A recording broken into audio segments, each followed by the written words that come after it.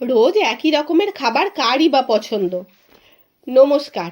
তাই আজ মা মেয়ের হেসেলে থাকছে ভীষণ লোভনীয় এক রেসিপি।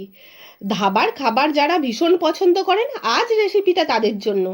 আমাদের তো দারুণ পছন্দ। দেখুন তো সেটা আপনাদেরও পছন্দ হয় নাকি। তার জন্য প্রথমেই একটা পাত্রে জল গরম করতে দিয়ে তাতে বোনলেস চিকেনের একটা ব্রেস্ট পিস দিয়ে দিতে হবে।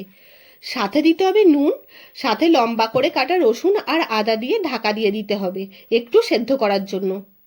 এবার একটা টমেটো নিয়ে সেটার একটা পেস্ট বানিয়ে রেখে দিতে হবে।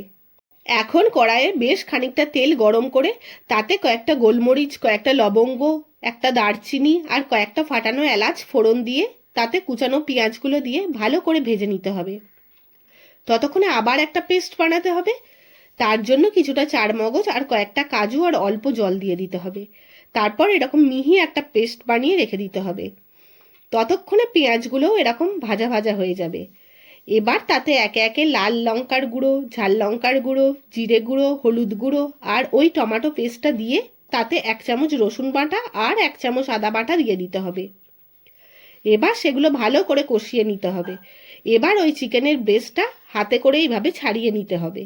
ততক্ষণে মশলাটা কষানো হয়ে গেলে তাতে কাজু ও চারমগজের পেস্টটা দিয়ে আবারও ভালো করে কষিয়ে এরকম তেল ছেড়ে এলে চিকেনটা দিয়ে দিতে হবে। দিয়ে সব ভালো করে মিশিয়ে নিতে হবে।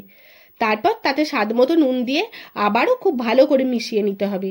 এবার তাতে অল্প অল্প চিকেন স্টকটা দিয়ে আবার ভালো করে মিশিয়ে ওপর থেকে কাসুরি মেথি আর ফ্রেশ ক্রিম দিয়ে ভালো করে মিশিয়ে এবার একটু বাটার দিয়ে নামিয়ে রুটি বা পরোটার সাথে পরিবেশন করুন। এরকম লোভনীয় ধাবা স্টাইলে চিকেন ভর্তা।